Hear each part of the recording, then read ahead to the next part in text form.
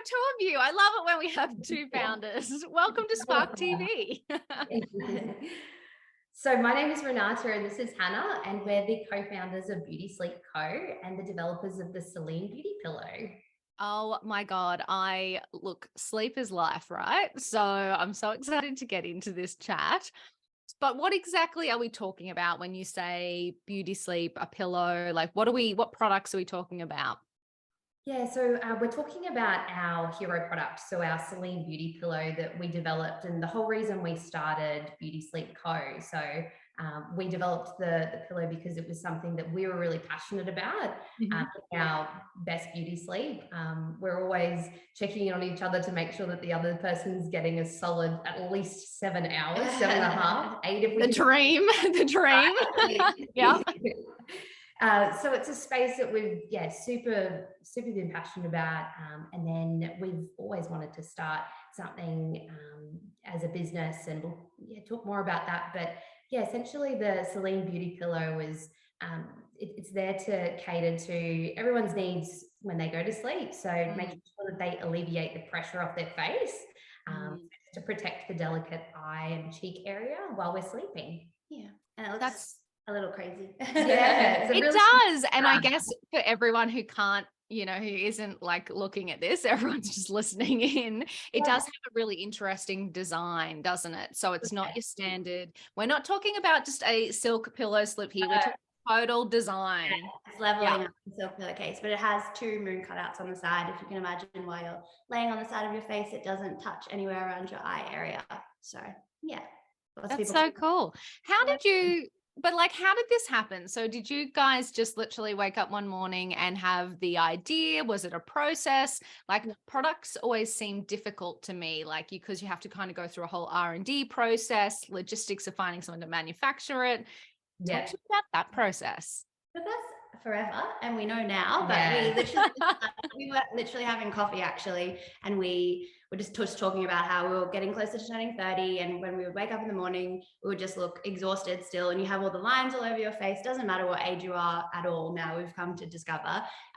You would just not wake up looking fresh, especially after big nights of working late and being out late, all those sort of things, and you just wake up and enjoying too many glasses of these. Definitely. Really have an appreciation moment for the fact that you encourage a bev during these podcasts. So I feel like it helps people relax a little bit, and we like that vibe here. Put the bottle to the table just in case. You never know. Oh my God, you're officially my favorite guest. This is well, we've ended so many days, whether it be celebratory drinks and not to say that we're alcoholics, or sometimes disclaimer, drink responsibly. Responsibly. Or if it's a tough day. But I think as well, given that we're besties in business, it's like just to end the day with your bestie and go, let's just top off the day with a bev just to celebrate. I would say margarita-holics, I think. Margaritas is really the go-to. There's been many midnight margs, but definitely. So definitely enjoy that you do that. So. But we didn't answer the end of your question. Sorry, I will always get sidetracked over a glass of wine. So keep going. So product development, we pretty much were just talking about it over a coffee. We started Googling, trying to find some sort of things to do before we got Botox and fillers and all of that. Most of us were really afraid of needles. I'm probably too, but I just blame her.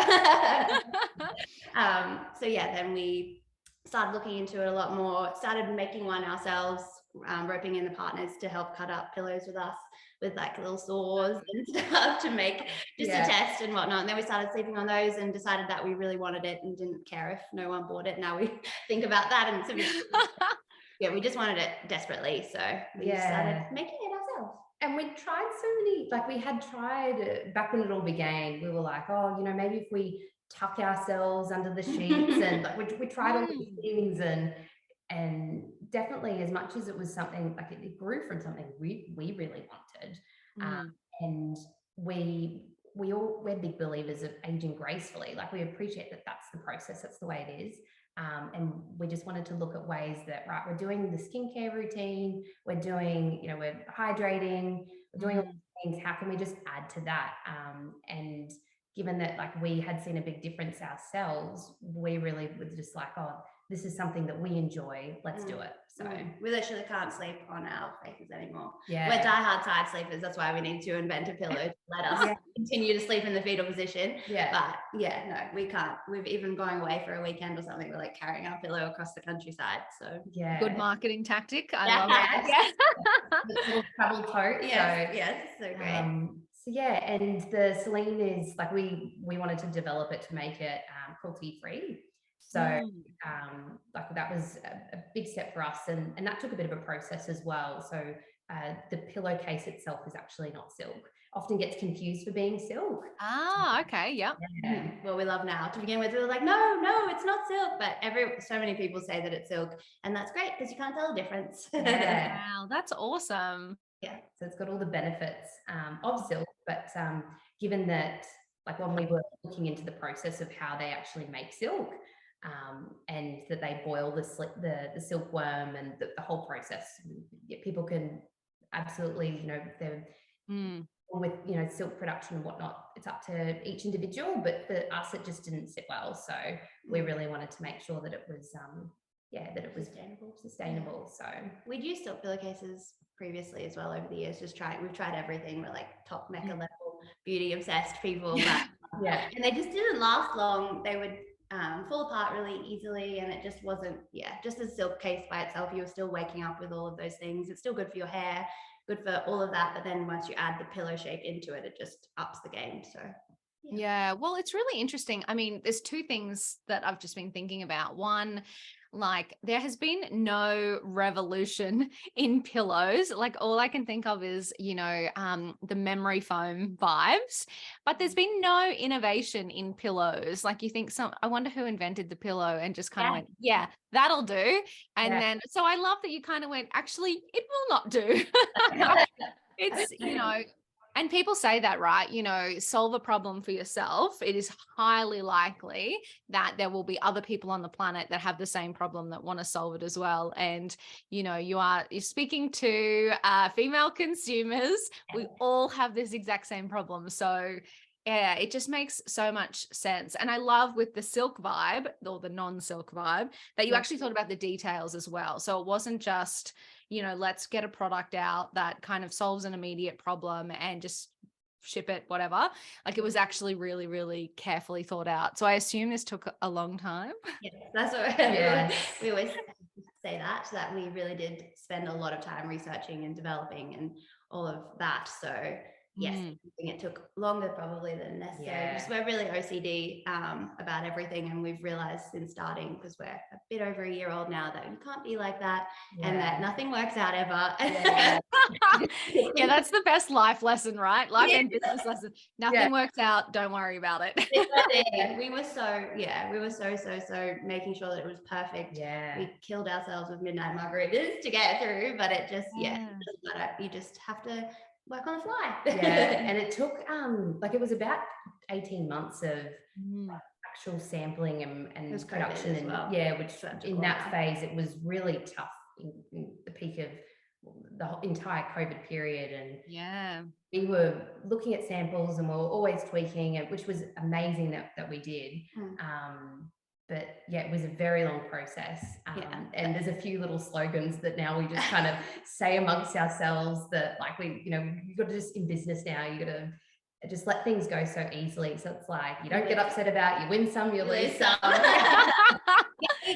Don't get upset. I love that so much. It's so true though. And I think, I mean, I don't know, I kind of believe in balance. So I actually think, you know, spending that time up front is hyper valuable because you created a product that is completely unique in the market and solves a real problem. But now that you are like in the thick of it, in sales, in marketing, in shipping, in like having to deal with customers, you are totally right. You kind of have to just hands off the wheel and let it go a little bit. Yeah, and everything's going at such a faster pace than because the shipping time of samples, like there were definitely waiting periods that we could think about things, but now that things are rolling, it's we've just got to decide so much sooner. Yeah, I think we've learned that we just do things quickly rather than think about it too much. But yeah, I guess we should share that the reason we're like that with Get What You Get and you win some, you lose some. We used to be really affected when any bad things would pop up, just because we were passionate, and we just this is our first proper little startup. And a week before we launched, we received our first drop of products that we'd sampled 50 times, and it wasn't what we'd ordered. It was a whole container ride, and we were like, how we had this huge disaster before we've even launched. And then we went to launch, and we're in Brisbane, and we had like the worst floods in years and years and years. Like that week, you could be doing drive-bys past the warehouse, making sure it wasn't underwater. Like, so we've just had like a fun start at the top of the roller coaster, and we've just been going down it. Yeah. There's been ebbs and flows in it too. Like, but that initial start was like, and wild. I think if I had been in it myself, I probably would have right? Yeah, but it's been so valuable having Hannah, and that we can vent about things and we can strategize. And at that time we were like, look, we work it through with the manufacturer. We got a reorder. Like we were like, it is what it is.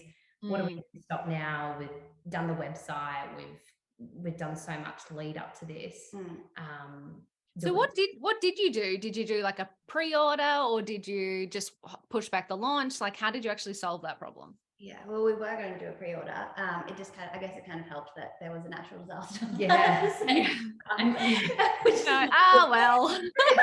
It's not good at all. But not good at all.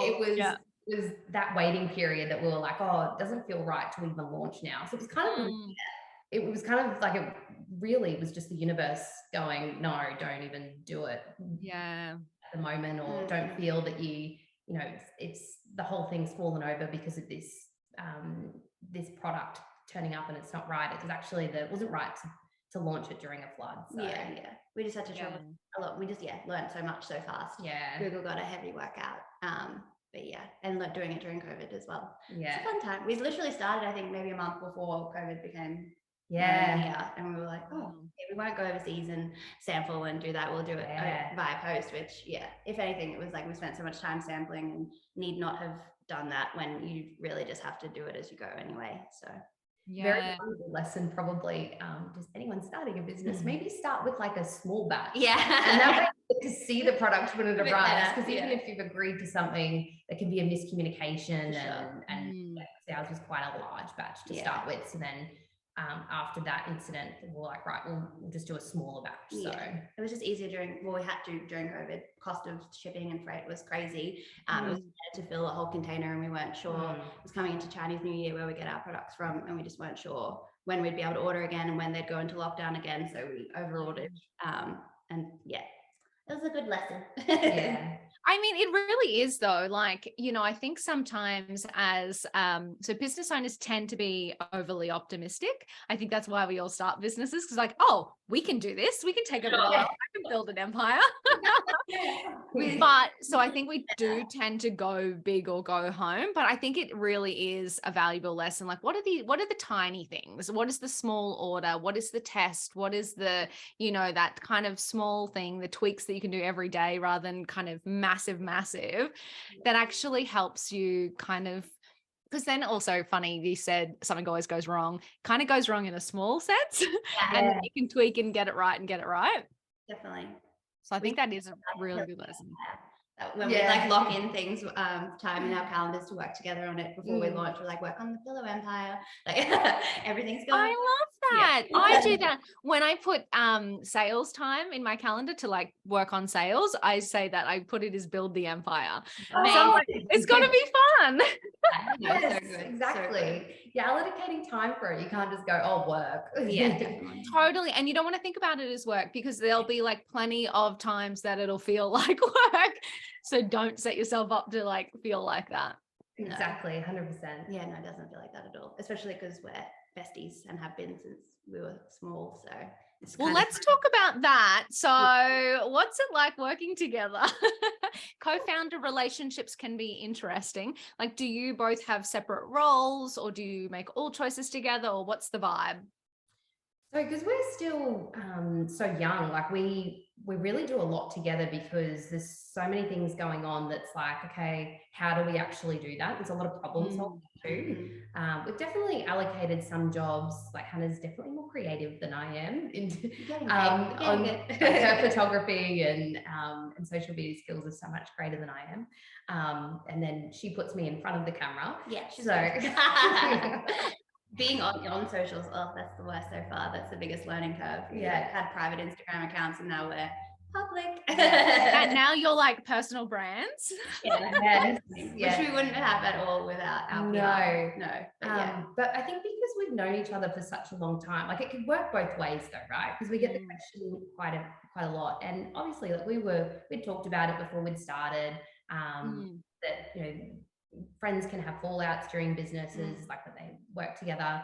But I think because we've known each other for so long, like if ever we have a disagreement over a decision or something, we work it through, and I think we do really well not to make it like a personal thing. Definitely. And I think it's the approach as well that you take that person, and it's knowing just like how you articulate it and your boundaries too. So and you have to know how they work, their work ethic and whatnot. So yeah, just always be a good person. Which always helps. Yeah. I mean, it's interesting. So you said that if there are disagreements, because in reality, even if it's not a co-founder relationship, even if it's like your first employee and you're kind of learning how to navigate speaking to them and giving them feedback, like, do you actually have any tips for how you do overcome disagreements? It's the personal thing, I think. Yeah. You just have to, and I just really trust her, and I feel like you trust me. Yes. And if we differ on things, which has kind of been rare, or it's even just like if I hadn't thought of something and you've suggested and I'm like, wow, I just have to think about it for a minute and be like, yes, that's a great idea. You just have to definitely go into it. You can't have any ego. At all. I think it just helps that way. We've already had our disagreements. We met on the bus in grade 8. I'm jealous to begin with. I was like the most two in her face, and it was my hat. But yeah, that was when we had disagreements. Now, we've worked it out. That is so good. I mean, and it's so good, right? Like, you know, you said the word, like, you can't have any ego. Like, having the company's best interest at heart probably helps immensely. Yeah. And because we're both learning together. Yes. 100%. And then I think even looking at like skill sets, like like, you know, experience in that. So like, let's say if we're talking about something for Instagram, like I'll really trust Hannah's view on that because like as much as like we both didn't have a really like public profile beforehand, she's definitely more savvy and she's definitely more in line with like fashion trends and stuff like that. So I'll always like throw to her. She literally will take me shopping and be like, wear that. So, that's so handy. I need one of you. We were literally just looking at winter coats before this talk. So it's the photos I found for you. This is going to be in your photo. So just so good. And then we'll often marinate on things. So we'll say, oh, like that's a really like interesting suggestion. I hadn't thought about that. Let's marinate on it. We'll revisit it tomorrow. Make a call. Yeah, I mean, like nothing like sleeping on it, right? Nothing better. Quick nap will sort out everything. Highly recommend. Yes. Oh my God, that's so good. And you mentioned as well that, so this is year 1, but obviously there was like years of product development and research and stuff beforehand. What did you both do beforehand? Have you run other businesses? Did you have careers? Like how did you actually go from to starting a business? What's your backgrounds? Well, Nada still has her full-time job in HR. Cool. Cool. So I work a 9-day fortnight at the minute, so that's quite nice. Oh, awesome. Yeah. In BSc most of the time, messaging her if there's things that come up, and then we still work nights and evenings. But I worked in government too beforehand and had lots of little side things, but we've always just wanted to start something and try something out. Nada had like 50 domain names saved from like the age of 15 probably. All different ones, but we've just always had it in us. Really, really wanted to try something for ourselves. So how have you found the change from employee to being your own boss? That's fun. It's like I think definitely like I wouldn't be able to do it myself. I think I would just really overthink things, and that's why I didn't even start. Like I had all those domains, I never started something myself. We've needed each other, definitely. Like having that motivation and not wanting to let someone else down. It really, when times were tough, like if she would be like crying about something, I'd be like, oh my God, I'm going to fix it. And if I'm crying about something, I love that. We're going to be good. But you always hear people say that they're like, oh, I just want to work for myself. I want to do what I want when I want. I'm like, oh, we've never worked more, and we've a beauty sleep company, and we've never looked more haggard. Which brings us to our goal of this year. Like last year, because it was our first year, we really, like, that was such a hustle, and this year is too, but we're definitely dedicating more time to self-care. Like, we'll check in with each other, like, what have you got like in your diary to set some time aside for yourself, that kind of thing. But yeah, it is such a shift, you know, as an employee. You get to, most of the time, I mean, I know a lot of people tend to work at night, even as an employee, but just that decision making, like as a business owner, that you really, like, you make that final call, and then when things go wrong, like, you're problem solving things, you're researching, you're trying to find solutions. But yeah, that it's so valuable to have someone else to do that with, because I can't imagine doing it by myself.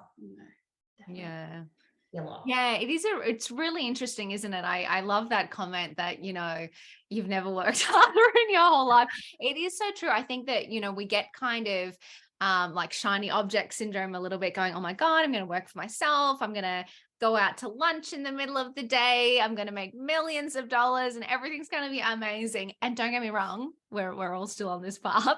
But I think in the early days, it is probably more hustle than people actually expect. So I absolutely love that you're carving out time to self-care, because I think that's so important, right? You know, I feel like you do your best work after you've taken a minute, after you've kind of, and also I think it opens up your mind a little bit, you know, when you are taking that, even if it's like a half an hour or an hour to just relax and switch off. I actually find that's when the best ideas come, because you've actually just like let yourself zen out a little bit.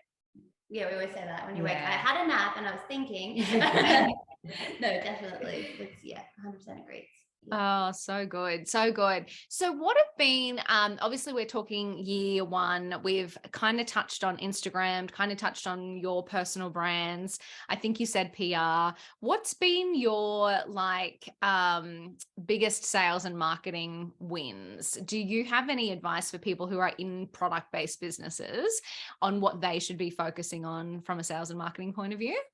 Interesting. We've like we're in a learning curve with that at the moment. We started out by ourselves. We only had us. We got someone to make our website, but we didn't have any PR experience or anything like that. And we started emailing influencers and people like that we loved and wanted to show them our product. And it just, we were hearing crickets pretty much. And we just hardly got any responses. We weren't sure how to cover that. But since we've had a PR, worked with a PR brand, it's done wonders for us with mentions in media and things like that. But I'd say maybe more media, less influencer. We've learned to go down that track at the moment. But and I think thinking outside the norm of like what you just see on Instagram and things like that. Something that's worked really well for us is that we're now in a few salons in Brisbane. Cool. So we started a bit of wholesaling, and it's been amazing to see that people still love to see and feel a product. Like, it's not just that we're just online buying. Yes, we are, but for something that's so different, it seems to be something that's really worked well for us. So we'll be continuing that. Definitely. Sleep is so important to people. We've had so many people be like, I love the idea, but I just was afraid to change, or I didn't want to test it out. So we started a sleep trial, which has been really great for us. So you can get your money back, but literally I think that's cool. Only one person has used it so far, which is great. but it's a good tip, right? Like, I mean, I didn't think about that, well, I mean, I know sleep's important, but you're right. Like, you get so set in your like, this is the kind of pillow that helps me get to sleep. So you do get so stuck in your ways. So offering something like the in-person or the free trial, like anything to bridge the gap to help people take what their perceived risk is. Yeah, definitely. That's super important. That's so good. I love that. I'm just like visualizing like sleep stores, you know, where like in the future, like retail experiences where you can come in and lie down. Oh, that'll be so good. Because it's super flexible, the product. You can take filling out to make it suit you, the higher or lower density and all of that sort of thing, with different cases in the works, different fabric. So we'd love to do that one day.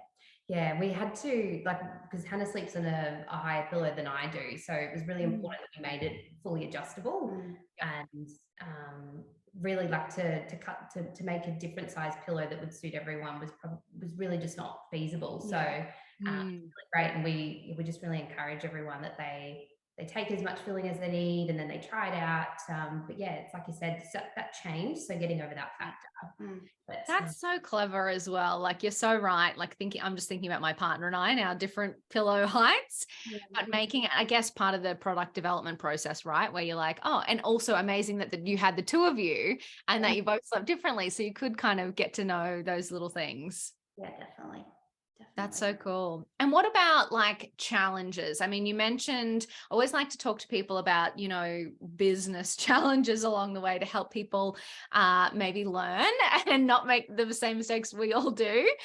You mentioned obviously there was natural disasters, ordinary issues, all of those things. Have there been kind of any like business challenges that you didn't expect? Like, oh, we need the whole bottle after all. Just fill up. But we really, not that even that we didn't think we were the best ever, but we're like, we can do it. Everything will work out. It's just things that you don't expect, but it's a bit tumultuous. So I would say, we're not technologically savvy people, but we thought we would be better than we are. Oh my goodness. Then little things like, for some reason, there was this issue with our Instagram. Oh my gosh. Not being able to link to our shop. Oh my God. Yeah. Ads. We didn't have an Instagram store. It was just the most ridiculous. It took like 6 months. We had to pay several people to fix it. And it was like, who knew that this Instagram situation would be such a hurdle? But it worked in the end. Everything has worked out in the end. You just have to decide that you're not going to give up. I feel that's pretty much. So many times we've been like, oh my gosh, have Margarita, and we're fine the next day. It's so true. I think anything to do with Facebook and Instagram, you're bound to have an issue. So many people were like, oh, can't you just talk to them? No, no, you can't. Yeah, you can't talk to them. Oh my God. I literally had to write that down. So I have to start a brand new Facebook account because something's wrong with my Facebook account. I can't access any ad stuff either. And I'm like, literally the only solution is to start a new account. Like, it's so we were like about that too. But we did find someone that fixed it if you need to save your yes, please. I will pay to solve this problem. Yeah, we tried a few people before him, but it was like, that was something that we had Facebook and Instagram on our personal accounts for years. We didn't foresee that being an issue. Although we spend so much time on it now, which is extra funny. But so just making sure that like everything's working, I think, just before you get to that like actual pivotal part of, let's say, for example, we were ready to do advertisement, we couldn't do it. So that's not something that's a roadblock for you when you need it. Yeah, it is funny too, because you see all of the other brands and you'd be like, oh yeah, cool, I'll just set up that when, you know, it happens. Obviously that's just a button that I need to press and everything will be fine, but no. My cousin has a little business she started and it worked for her in less than 24 hours. And I was like, oh, I don't know. Sometimes you lose that. Sometimes it works and sometimes it doesn't. But we've had so many, I guess, with business challenges, you just have to keep going. So this is my favorite story and we haven't really told it yet, but it's your story. Yeah, tell me. Which one? We work at a warehouse like quite late at night, obviously, because she's still away, like doing her other job during the day. And it was dark and getting pillows out of this little dark warehouse. Okay, I know the one. And she comes out of the car and with a spider bite. When we have like so much stuff happening that night, we have influencers posting, so we like drive to emergency, our fingers like swelling up. Oh my God. Emergency, like on our Shopify account doing all of these things, and it was like 10 o'clock or something. It was so funny. I was like, we're probably annoying everyone in the emergency department on our phones, like working while she's like holding her hands. Like, the other hand works fine. We'll keep going. So it's so funny. And I was like, wish we had just caught the spider. If we had known, like we could have kept working, but we still worked. in emergency. So I guess as challenges, you just have to keep going. Be prepared for anything. Spider bites included. Yeah. Oh my God. I love it because you're so right too. And it is so funny about that point about being in business for yourself. You know, there is no, okay, well, I'll just stop work for the day and let my boss know that I'm done and I got to go to the emergency room. Like, yeah, I've worked from an emergency bed as well before. And I'm literally sitting there going, I don't think I'm doing this right. I feel like I've messed up at some point along the way and I can't put my finger on it. You would have probably kept working, and our friend is a nurse, and she was like, "Oh, I'm not sure, like if you know what it is." And it was just getting like bigger and bigger. And that was the problem. Like even the nurse, when I got seen, she was like, "Did you see it?" And I was like, "I didn't see it at all. It was so dark." But yeah, it was such a pivotal night for us that there was so much activity going on, and that had to happen. So and there's not a lot of reception in emergency either. Yeah, just saying. Yeah, I don't think they actually like you to be on your phones. You're like, sorry, we are building our empire here. Very busy, very busy. Yeah, no, so good. So yeah, definitely not so easy to take sick leave and just leave it for the next day when you've got your own business. So people, I guess they go into it and there's so many things that just don't think about, but there's so many like benefits that like we've learned so much as well. And it's just amazing. Like I would never have known as much as I do, when as much as there's hurdles, there's so many moments that we look at each other and we're like, oh my God, I can't believe we just did that like that. And I would never have thought. Have each other for that as well, because it's hard. Lots of people, like our families and whatnot, see us working so much and they're like, you're like gonna be okay, you're gonna sleep and make sure you're eating. My grandma said to me the other day when we were having some sort of tough thing, that I forget what it even was now because it's past clearly. She's like, oh, you've learned so much, it'll be really easy for you to get another job. You've done and I'm like, that came from a place of kindness and I love you for that, but no, I'm gonna keep going. And it's so funny too. I always say that like all the lessons I learned in my first business, it meant I could shortcut things in my second business. And I was like, oh, I already know how to do that, like I can get off the ground. And we had a product-based business during COVID that we sold, and but it just came up so quickly because we knew a website designer, we knew how to do the Shopify thing, we knew even what platforms to pick, all that kind of stuff. We like got it off the ground in like a couple of weeks.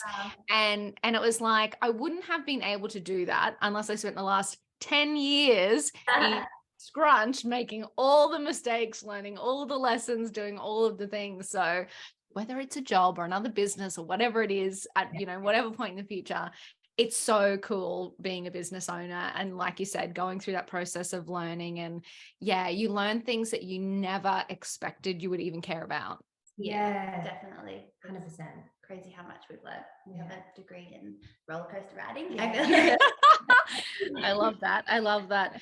Okay, we could talk all day, but let's leave the beautiful Spark community on one last thought.